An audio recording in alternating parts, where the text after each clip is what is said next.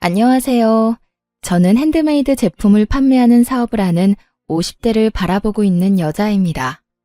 결혼을 하고 출산을 하며 저는 제가 단 한 번도 사업을 하게 될 거라고 생각해 본 적이 없었는데 정신을 차리고 보니 꽤 안정된 사업을 운영하는 사장님이 되어 있더군요. 사람 운명이란 게 참 신기하지 않나요? 오늘 제가 사연열차 애청자분을 찾아뵙게 된 건 다름 아닌 저의 자존감이 바닥을 치던 시절이 있었던 답답한 제 결혼 생활 이야기를 들려드리기 위해서인데요. 큰 용기 내어 사연을 보내니 다들 많은 응원 부탁드립니다. 그러면 이야기 시작해 볼게요. 저와 남편은 소개팅으로 만나게 되었습니다.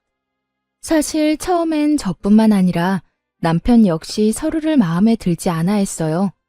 그랬기에 저흰 주어진 음식을 먹으면서 적당한 예의만 지키고 다음 만남을 기약하지는 않았죠.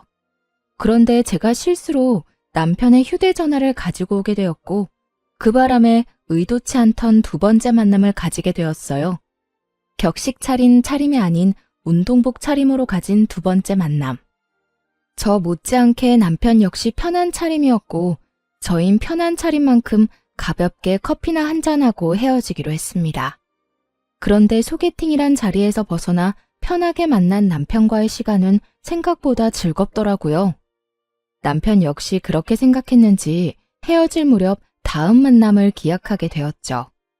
그렇게 만남을 이어오다 3년이 되던 어느 날 저흰 결혼을 하게 되었고 남편과 제 사이엔 어느새 7살 아들이 자라고 있었죠. 신혼 때는 저 역시 직장 생활을 하고 있었습니다. 하지만 출산과 육아를 하며 일을 병행한다는 건 너무 힘든 일이었죠.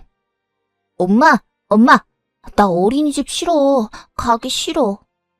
도연아, 엄마도 도연이랑 헤어지는 거 싫어. 그런데 엄마도 해야 할 일이 있는걸? 엄마는 회사에 가서 일을 해야 하니까 도연이는 어린이집 가서 친구들하고 선생님이랑 조금만 놀고 있어. 엄마가 빨리 도연이 보러 갈게. 싫어. 도연이는 싫다고. 말이 터지기 시작하니 아들은 본격적으로 어린이집을 거부했고 전 결국 복직을 하고 3개월 만에 직장을 그만두게 되었습니다. 처음엔 남편도 제가 일을 그만두는 걸 반대한다거나 싫어하진 않았어요. 오히려 반기는 쪽이 가까웠죠. 아무래도 도연이 때문에 직장 생활을 더 하는 건 무리인 것 같아. 아침마다 전쟁도 그런 전쟁이 없어. 가기 싫다는 아들 떼어놓고 출근하는 내 맘도 편하지 않고.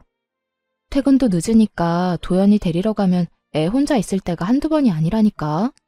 그 어린애를 아침 일찍 데려다주고 제일 늦게 데리고 오고. 다 애를 위해서 회사 다니는 건데 정말 이게 애를 위한 일이 맞나 싶다니까.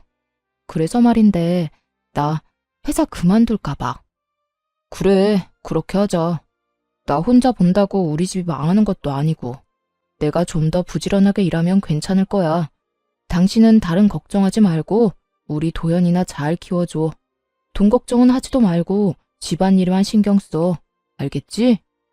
이렇게나 저와 생각이 통하고 든든하던 남편이었는데 시간이 지나면 지날수록 저에게 생활비로 압박을 해오기 시작하더라고요. 그것도 물가 반영은 1도 하지 않은 4년째 같은 금액으로 주는 생활비로요. 이번 달에 생활비 좀 줄이면 안 돼? 뭐? 생활비를? 안 돼. 지금 주는 것도 사실 부족해. 거기서 아끼고 또 아끼면서 겨우 맞춰나가고 있는 건 몰라? 그런데 여기서 생활비를 더 줄인다고? 안 돼. 절대 안 돼. 나도 힘들어서 그래. 요즘 회사 사정도 안 좋아서 연장 근무하는 것도 눈치 보이고. 그러지 말고 당신 다시 일자리 알아보면 안 돼? 나 혼자선 도저히 힘들어서 안 되겠어. 요즘같이 힘든 시기에 내가 취업이 되겠어? 하여튼 알아는 볼게. 그래도 큰 기대는 하지 마. 나한테 취업 가지고 부담을 주지 말란 말이야. 알겠어. 내가 부담을 주면 또 얼마나 준다고. 천천히 시간을 가지고 기다릴 테니까 노력이라도 해봐. 그렇게 전 취업을 준비하게 되었고 제 예상대로 그건 쉬운 일이 아니었죠. 경력 단절에다가 아기 엄마. 그 어느 회사에서도 선호하는 사람은 아니었고 취업을 준비하며 저의 자존감마저 바닥을 치게 되었습니다. 예전엔 다른 회사에서 이직을 권할 만큼 능력 있는 사람이었는데 이젠 어디에서도 환영받지 못하는 사람이 되었다는 생각에 자존감은 급속도로 바닥을 치게 되었죠. 그러는 와중에 그 어떤 압박도 부담도 주지 않겠다는 남편은 그 호언장담이 무색하게 그렇지 않아도 바닥인 제 자존감을 더욱 바닥치게 했습니다. 면접은 어떻게 됐어? 오늘 근처 회사에 면접 보러 간다고 했잖아. 그런데 그게 안 될 것 같아. 도연이 곧 8살이라고 하니까 초등학교 들어가면 엄마 손길이 더 많이 필요할 텐데 회사 일은 어떻게 할 거냐고 되묻더라고. 아, 답답하다, 답답해. 내가 더 답답하다. 어떻게 매번 그렇게 다 떨어지냐? 면접 보러 가면 좀 웃고 해. 그렇게 궁상 떨고 앉아있는데 어느 사장이 합격시켜주고 싶겠냐? 나 같아도 싫겠다. 당신 무슨 말을 그렇게... 그리고 내가 면접하러 가서도 이러고 있겠어? 지금이야 매번 면접에서 떨어지니까 속이 상해서 이런 표정인 거고 면접에선 나도 밝은 표정으로 있다고. 하여튼 말이라도 좀 예쁘게 하면서 위로라도 해주면 안 돼?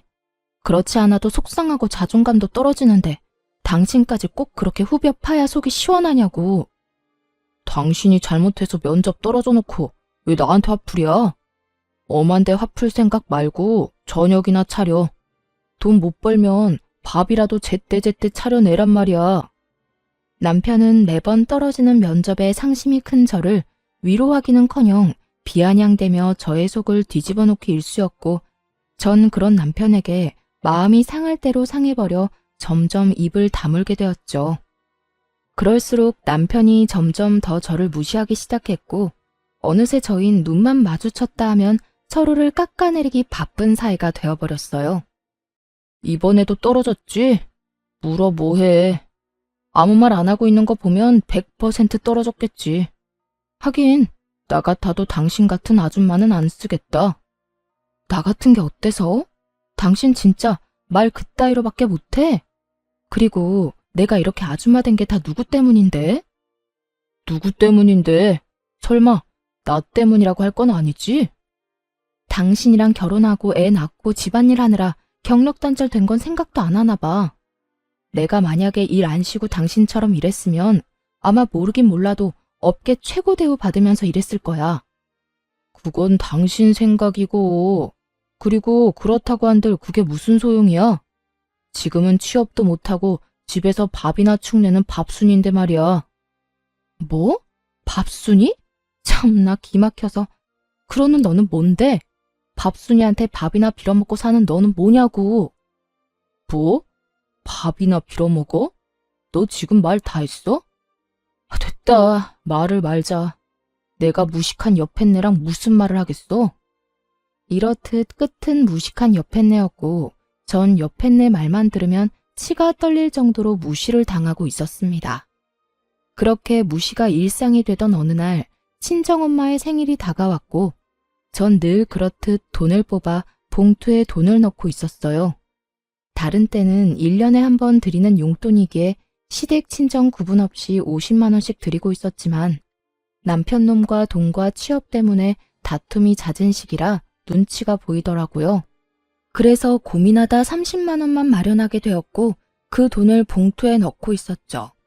고작 30만 원에도 이렇게 눈치를 보고 살아야 하느냐는 마음에 참 속이 상하더라고요. 서럽기도 했고요. 말이야 바른 말이라고 육아하고 살림 사는 걸 시급으로만 따져받아도 이렇게 부모님 용돈 드리는 것까지 눈치 볼 일은 없었을 텐데 이딴 남편을 둔 가정주부들의 한탄스러움이 정말 무엇인지 단번에 느껴지는 날이었습니다. 그렇게 한탄스러우면서도 남편의 눈치나 살펴야 하는 저 자신과 처지가 싫기도 했고요. 그렇게 한숨을 푹푹 내쉬며 봉투를 준비하는데 남편이 방으로 들어오더라고요. 방으로 들어온 남편은 그냥 저를 스쳐 지나가는가 싶더니 제 손에 들린 봉투를 보곤 걸음을 멈춰 저에게 물어오더라고요. 웬 돈이야?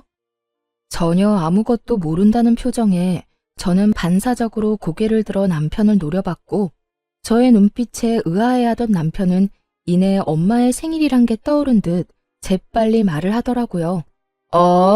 장모님 생신이지? 이번 주 주말에 같이 밥 먹기로 했어. 시간 괜찮지?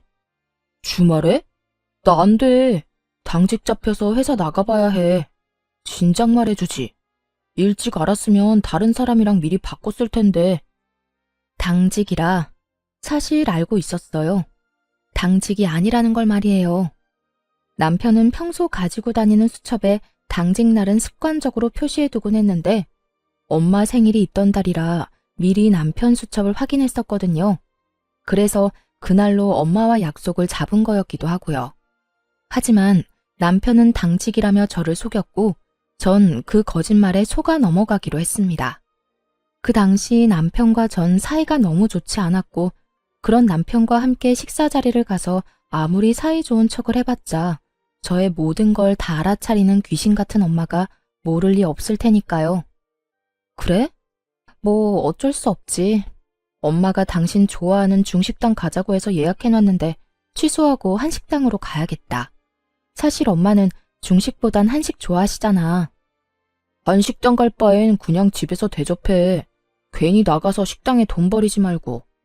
그리고 친정에 주는 용돈도 좀 줄여. 우리 형편에 50만 원이 가당키나 해.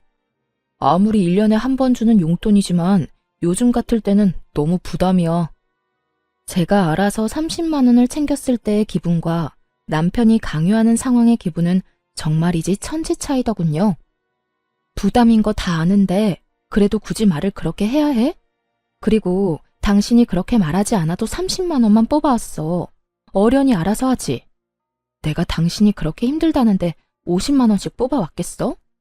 잘했다 칭찬까진 바라지 않았어도 적어도 제가 이렇게까지 말한다면 최소한 침묵이라도 해줄 거라 생각했는데 그건 정말 저의 큰 착각이었더라고요.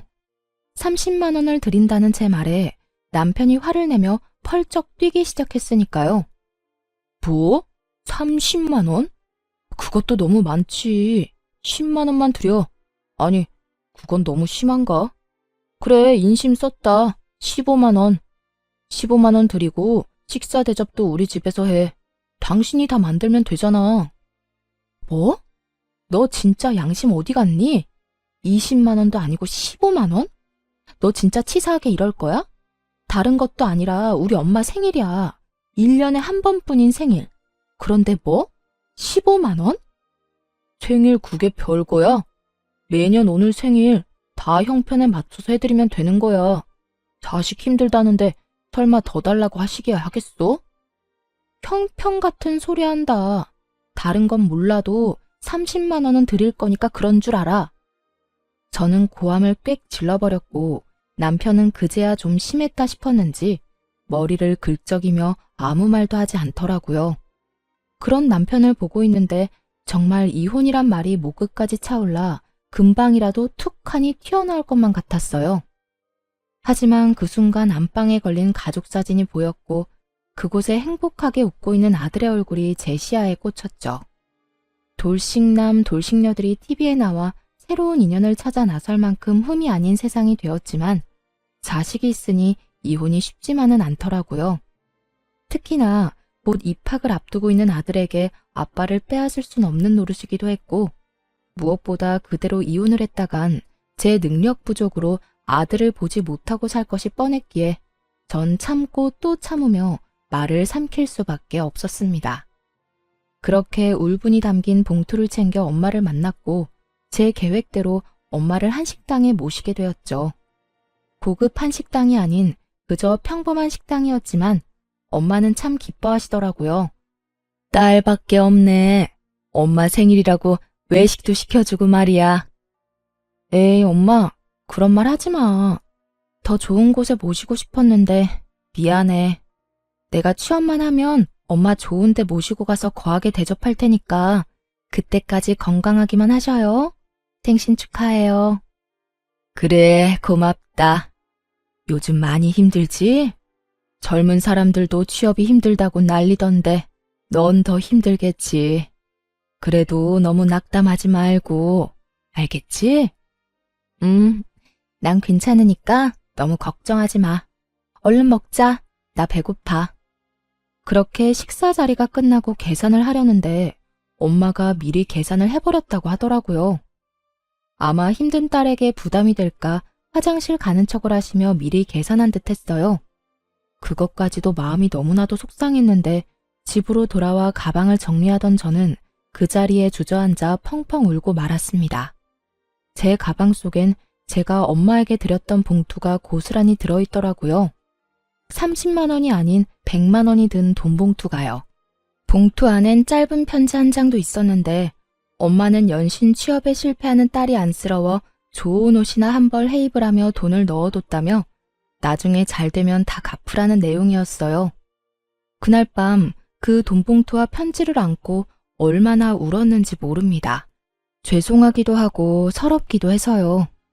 전 그 100만 원 봉투를 보며 다시 태어나기로 다짐했고 취업 대신 100만 원을 발판 삼아 다시 한번 큰 용기를 내기로 했죠. 제가 낸 큰 용기는 사업이었어요.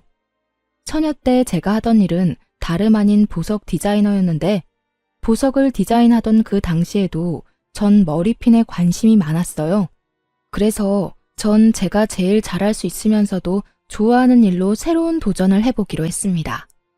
그간 가정주부로 산 세월이 얼만데 그 흔한 비상금 한 푼이 없더라고요.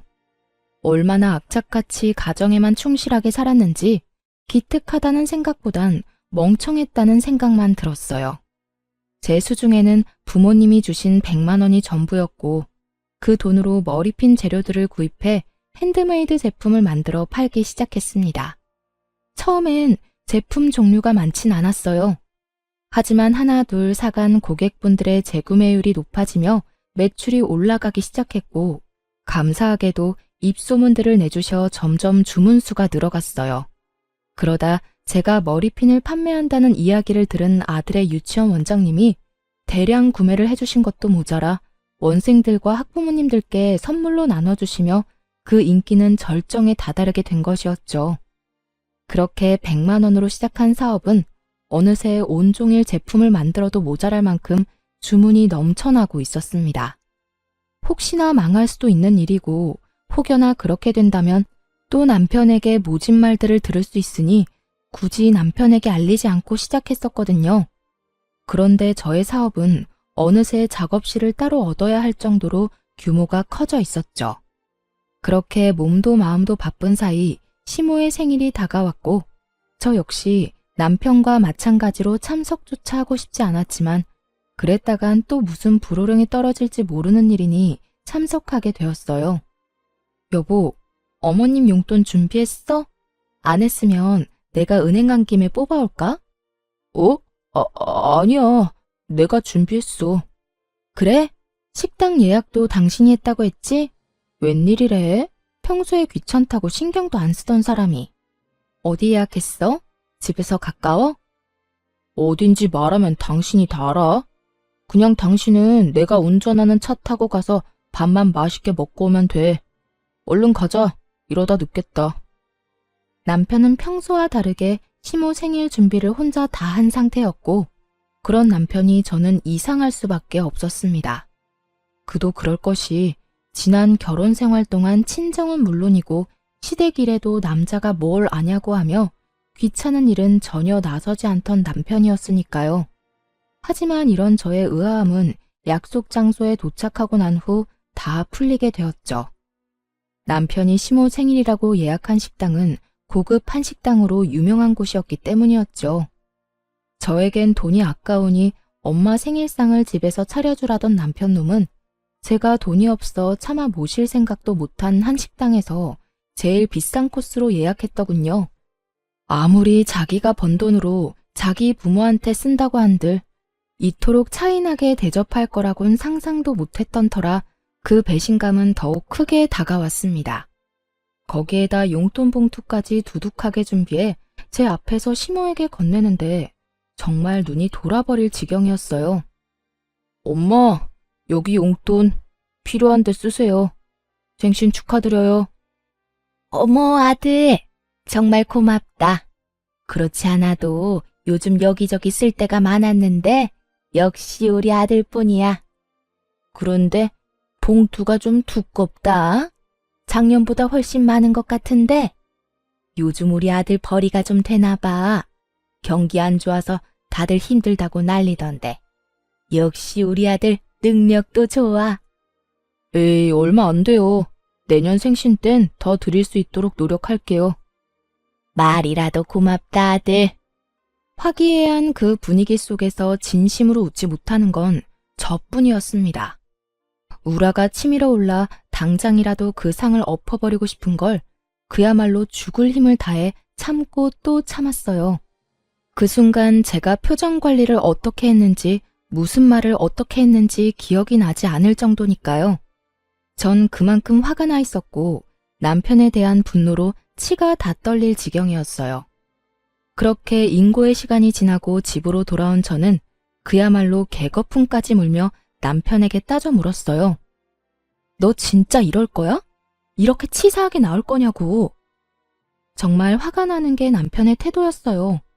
저는 화가 치밀어 올라 거품까지 물며 따지는데 남편은 정말로 아무것도 모르겠다는 표정과 목소리로 저에게 왜 난리를 부리냐고 하더라고요. 내가 뭘 어쨌다고 이 난리야? 전 이런 남편의 태도에 더욱 화가 났고 그간 쌓아왔던 울분을 토해냈죠. 몰라서 물어? 식당부터 시작해서 용돈까지. 우리 엄마 생일 때 너 뭐라고 했어? 돈도 없는데 집에서 모시라면서. 그리고 용돈은 또 어떻고. 20만 원도 아까우니까 15만 원 주라고 그렇게 화를 내놓고선 오늘 어머님께 드리는 거 보니까 적어도 100은 돼 보이더라. 어떻게 그렇게까지 차별을 할 수가 있어? 뭐든 적당히 해야지. 네 엄마만 부모고 내 엄마는 남이다 이거니? 엄연히 따지면 남이 맞잖아. 그리고 당신 엄마는 당신이 챙기고 우리 엄마는 내가 챙기는 게 당연한 거잖아. 당신은 오히려 나한테 고마워해야 해. 당신이 장모님한테 드린 용돈도 내 돈으로 드린 거잖아.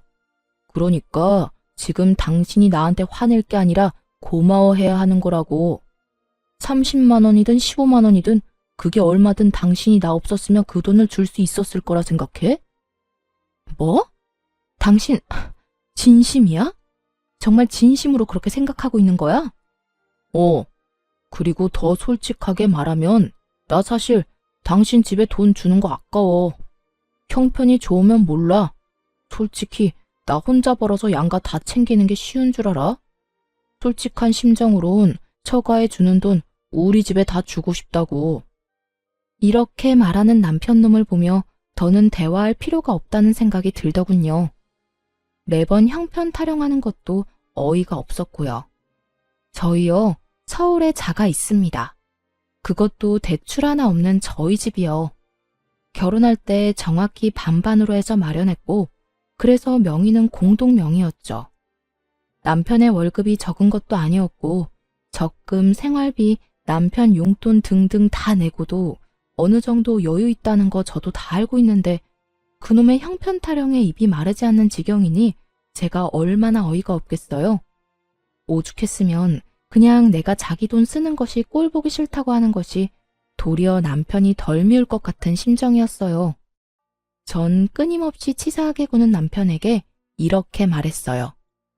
그래, 알겠다. 그러면 앞으로 당신 집은 당신이 챙겨. 내 집은 내가 챙길 테니까. 불만 없지? 불만? 불만이 왜 있겠냐? 나야 당연히 고맙지. 너 분명 네 입으로 그랬다. 각자 집은 각자 챙기기로. 남편은 각자 집을 챙기게 된다면 누구 손해가 큰지 전혀 알지 못하는 듯 하더군요. 하긴 제가 생색내는 사람도 아니었고 시댁의 제사부터 시작해서 명절까지 전 그 누구의 도움도 받지 않고 혼자 해냈고 때론 남편도 없이 혼자 가서 음식 준비에 마무리까지 혼자 다 해낸 것이 한두 번이 아니었으니까요.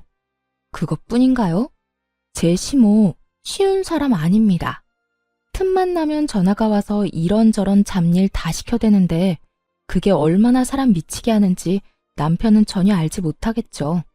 그런 모든 일들에서 해방시켜준다는데 제가 마다할 이유는 없었고 전 다시 한번 정확히 각자의 의미를 짚어주었죠. 그래, 알겠어. 앞으로 나 당신 집에 발길도 안 할 거야. 각자 집 챙긴다는 거엔 제사, 명절, 생신 다 포함되는 거 알지? 난 이 시간 이후부터 그 모든 걸 다 챙기지도 참석도 안 할 테니까 그런 줄 알아. 아, 물론 당신도 안 챙겨도 돼. 우리 집은 내가 알아서 챙길 테니까. 막상 제가 참석도 안 한다고 하자 남편은 잠시 멈칫하는 듯 했지만 친정에 쓰는 돈이 너무나도 아까운지 이내 알겠다며 약속 꼭 지키라고 하더군요. 그렇게 저흰 한 집에서만 사는 남보다 못한 부부 사이가 되었고 그렇게 시간은 흘러 아이가 초등학교에 입학을 하게 되었습니다. 제 사업은 완전히 자리를 잡게 되었고 매출은 월 1,000만 원이 되는 달이 늘어가고 있었죠. 능력이 된다는 건 참 좋더라고요. 아들의 작아진 운동화를 애써 모른 척할 필요도 없었고 20년째 쓰고 있던 친정의 세탁기를 바꿔주는 것도 걱정도 무리도 할 필요도 없이 할 수 있었으니까요. 30만 원을 주고 100만 원을 받아왔던 죄송했던 지난 생일과는 달리 엄마의 생일 선물로 500만 원을 드렸던 그날 엄마도 울고 저도 울었습니다. 그렇게 제가 눈물로 행복한 날들을 보내는 사이 또다시 시모의 생일이 다가왔어요. 저희가 각자 집은 각자 챙기기로 한 후 처음 맞는 시모의 생일이었죠. 저는 약속한 대로 그리고 제가 선언한 대로 시모 생일은 신경 쓰지도 않았고 그랬기에 참석도 하지 않았습니다. 그 대신 전 엄마를 모시고 그때 시모의 생신날 갔던 저에겐 돈이 없어 차마 엄마를 모시고 가지 못했던 그 한식당에 가게 되었죠. 엄마와 전 가게에 들어서 예약한 룸을 향해 걸어 들어가는데 그곳에 남편과 시댁 식구들도 왔더군요. 혹시나 하는 마음이 있긴 했지만 같은 시간대에 만나게 될 거라고는 생각도 못했는데 이를 어쩌나 했어요. 하지만 다행스럽게도 남편을 제외한 시댁 식구들은 저를 보지 못했고 저를 발견한 남편만이 저와 눈이 마주치게 되었죠. 전 그런 남편을 무시한 채 재빨리 엄마를 모시고 룸으로 들어가 버렸고 그런 저의 태도에 화가 난 남편이 저를 주차장으로 불러내더군요. 왜 오라가라 난리야. 엄마랑 같이 온 거 못 봤어? 엄마 혼자 두기 그러니까 할 말 있으면 얼른 해. 너 진짜 이럴 거야? 휴대전화도 끄고 뭐 하느라 우리 엄마 생일에 얼굴도 안 내비친다 싶었더니 네 엄마랑 여기까지 밥 먹으러 왔어? 당신이 그러고도 며느리야? 어떻게 며느리가 시어머니 생일에 참석도 안 할 수가 있냐고. 이거 왜 이래? 우리 약속 잊었어? 각자 집 각자 챙기기로. 당신 그래서 우리 아빠 생일도 참석조차 안 했던 거 기억 안 나? 지난달 친정아빠 생일에 자신은 참석하지 않고 돈도 쓰지 않아도 된다며 신나서 콧노래까지 부르던 것이 기억이 나지 않는 것 같아 콕 집어주었죠. 제 말에 남편놈은 그제야 생각이 난 건지 얼굴까지 붉히며 저를 노려보더군요. 그렇게 보면 어쩔 건데 다 당신이 자초한 일이야. 그러니까 나한테 여기서 괜한 시비 걸지 말고 들어가서 네 가족들이랑 시간 보내. 제 말에 할 말이 없어진 남편은 씩씩거리는가 싶더니 저에게 손을 내밀더니 이렇게 말했어요. 내놔, 내 카드. 뭐? 내 카드 내놓으라고. 당신 여기 내 카드로 결제하려고 했지? 그런데 어쩌냐? 나는 내 돈으로 당신하고 당신 가족 배불려 줄 생각 전혀 없는데 사람이 변해도 어떻게 이렇게까지 변할 수가 있는 것인지 그 순간 저는 이때껏 왜 이런 남자와 뭐 때문에 함께 살았나 하는 생각이 다 들더군요. 전 남편의 손에 카드를 던져주다시피 돌려주며 이렇게 말했어요. 아 그래? 이까지 카드 한도 얼마나 된다고 이 난리야? 이딴 카드 쓸 일도 없고 앞으로도 줄 필요 없으니까 당신이 다 해. 이걸로 사랑하는 당신 가족 밥이나 사주면 되겠네. 제 말에 남편은 코웃음까지 치며 이렇게 묻더라고요. 뭘 믿고 이러는 거야? 어디 취업이라도 했어? 네, 그래요. 전 그때까지도 제가 사업을 하고 있으며 그 사업으로 대박이 났다는 사실을 알리지 않고 있었어요. 아니, 정확히는 알릴 수가 없었죠. 남편놈은 저와 한바탕 하고 난 후 생활비조차 주지 않고 있었고 그렇게 무책임하게 굴면서도 단 한 번 저에게 돈이 필요하지 않냐고 묻지도 않았으니까요. 그런 남편에게 굳이 제가 알릴 필요도 알릴 틈도 없었던 겁니다. 취업은 무슨? 내가 어떻게 취업을 하겠어? 틀린 말은 아니었어요. 사업으로 성공을 하게 됐지만 취업에 성공한 건 아니었으니까요. 제 말을 들은 남편은 더욱 의아하다는 얼굴로 저에게 따져 묻기 시작했어요. 그러니까 내가 생활비도 안 주는데 네가 무슨 돈이 있어서 여기를 왔냐고.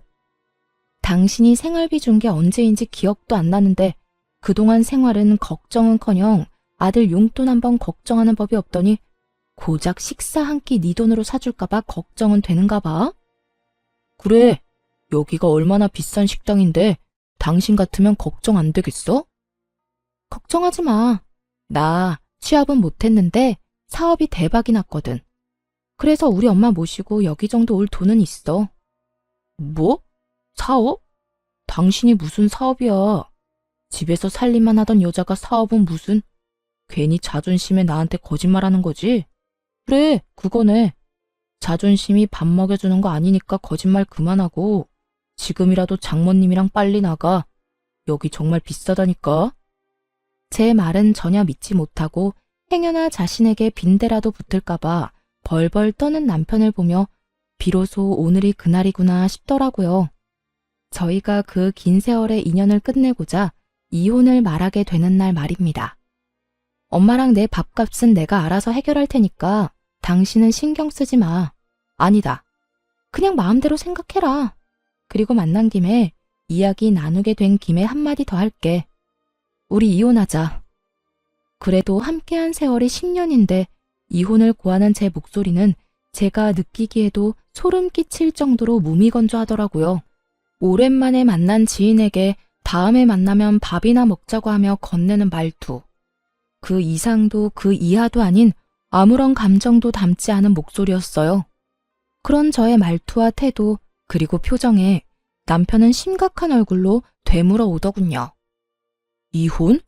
그게 무슨 말이야? 갑자기 이혼은 무슨? 당신 어디 아파? 제정신 아니지? 갑자기라고 하더군요.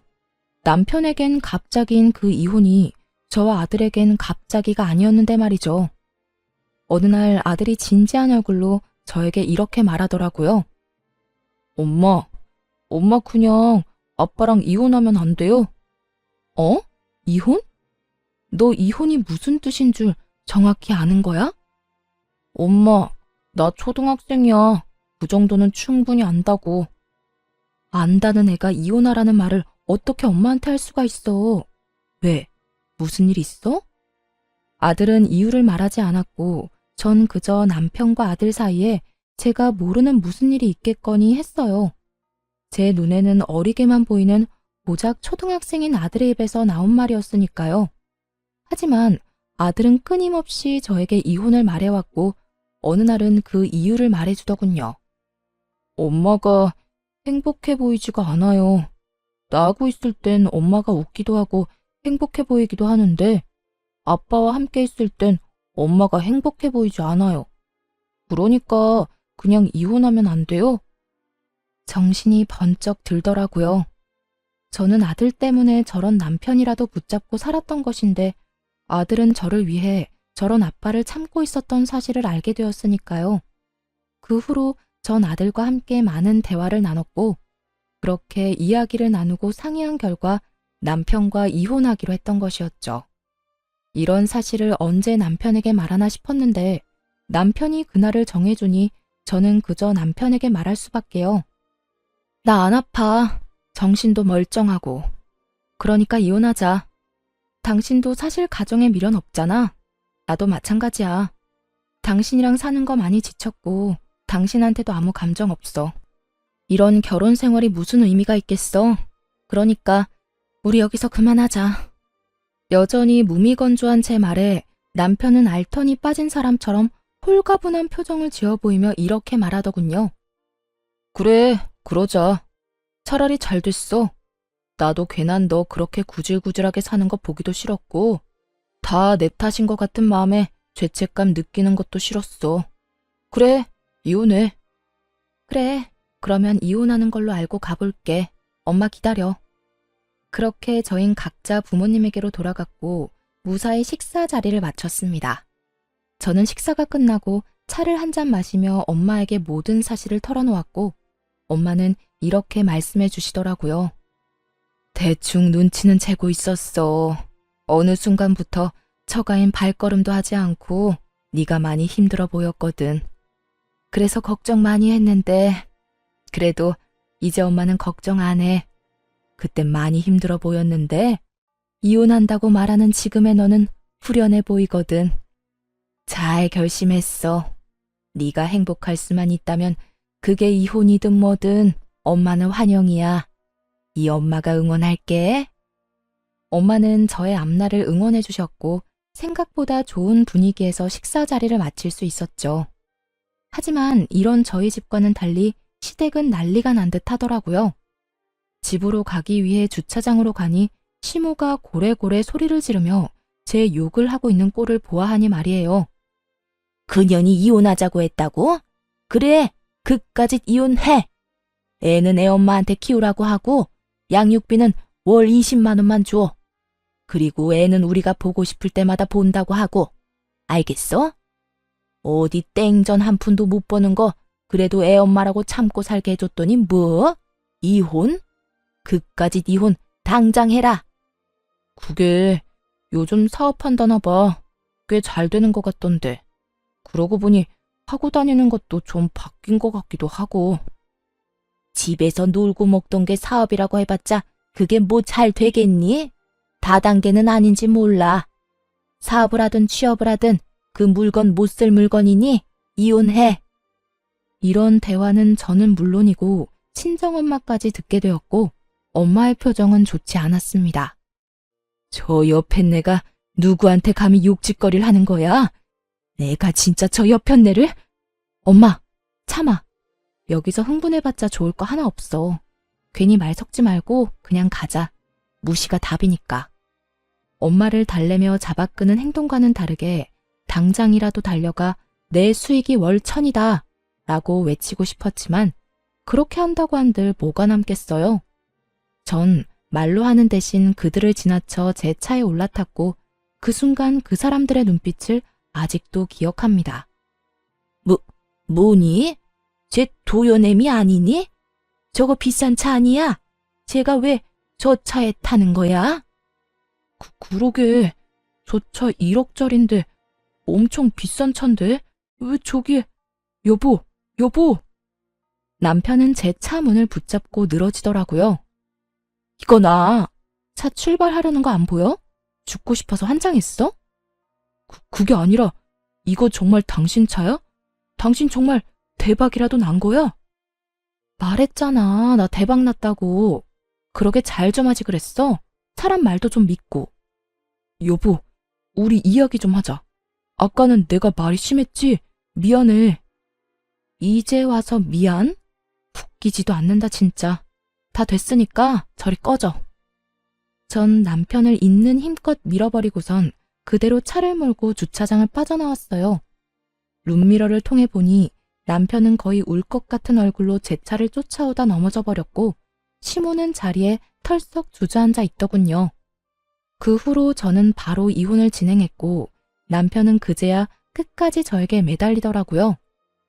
여보, 우리가 이혼은 무슨 이혼이야. 내가 바람을 피운 것도 아니고 당신한테 나쁜 짓을 저지른 것도 아니고. 이까진 일로 이혼한다고 하면 사람들이 다 비웃는다고. 사람들이 뭐라고 하든 난 상관없어. 그리고 당신이 나한테 한 행동이 외도하고 다른 게 뭔데? 당신은 말로 나한테 상처를 줬고 행동으로 나한테 배신감을 안겨줬어. 난 더는 당신을 사랑하지 않고 당신 같은 사람을 믿지도 않아. 여보, 내가 미안해. 나 정말 반성 많이 하고 있다고. 그래, 우리 도연이. 당신은 도연이 생각 안 해? 도연이가 아빠 없다고 손가락질 받길 바라는 건 아닐 거 아니야.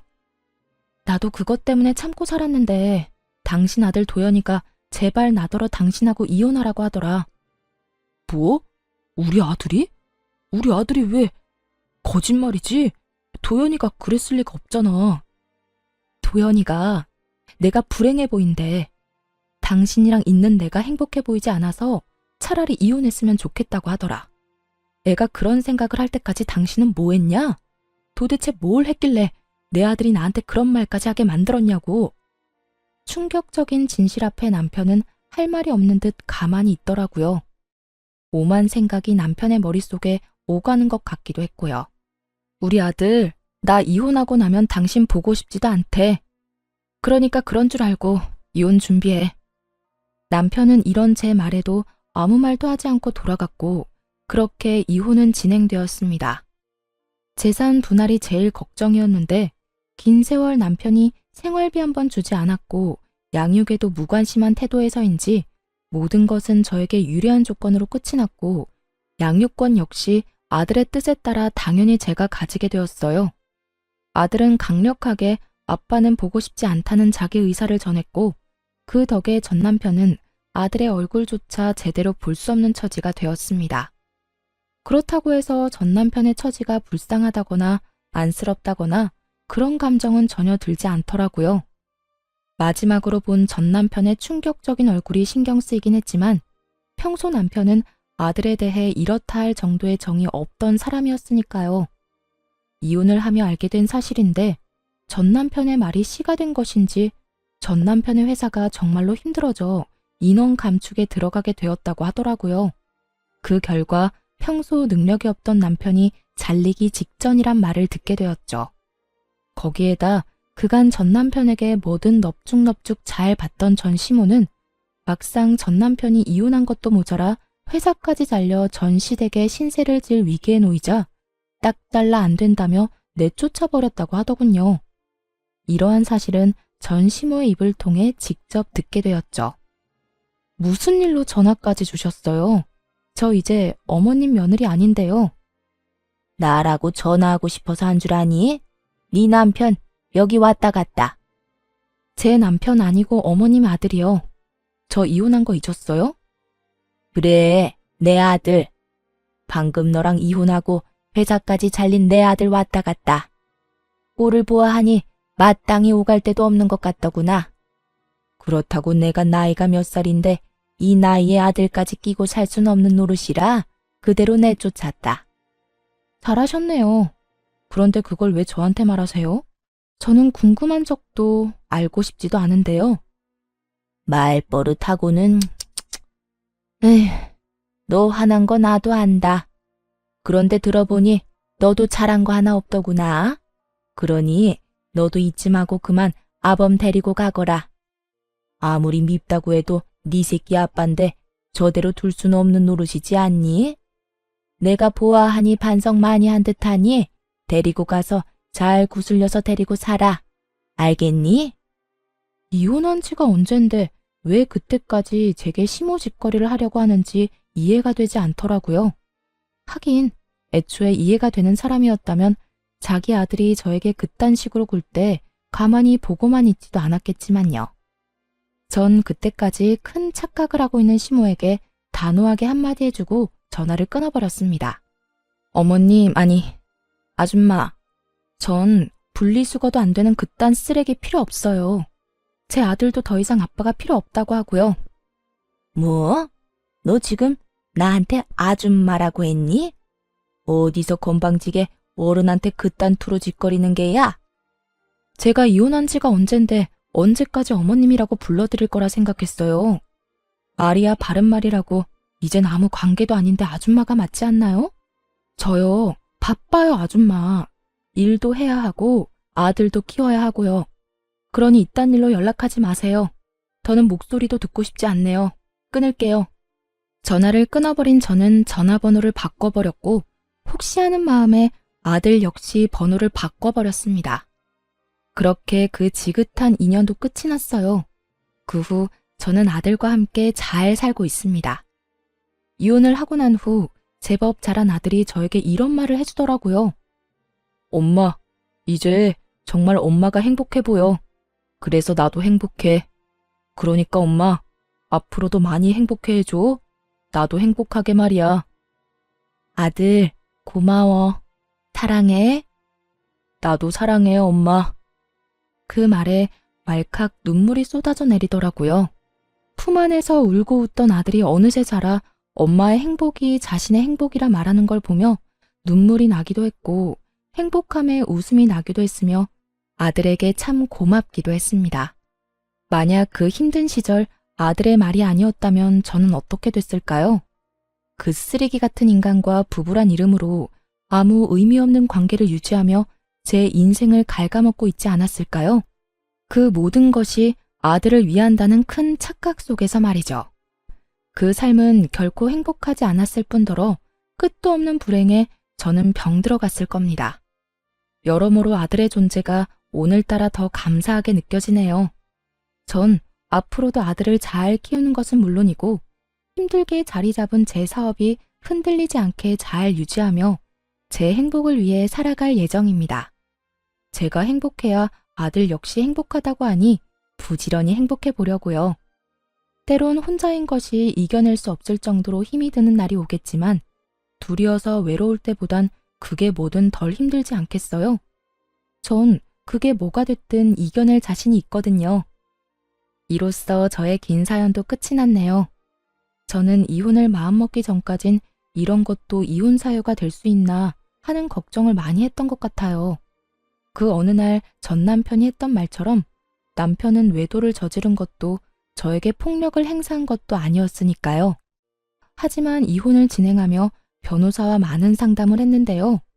평생을 함께 살아가야 할 동반자가 내게 무시와 멸시를 밥 먹듯이 한다면, 또 처가와 시가를 대놓고 차별한다면 그것 또한 저와 제 아들에게 정신적 가해가 될 수 있다는 것을 깨달았습니다.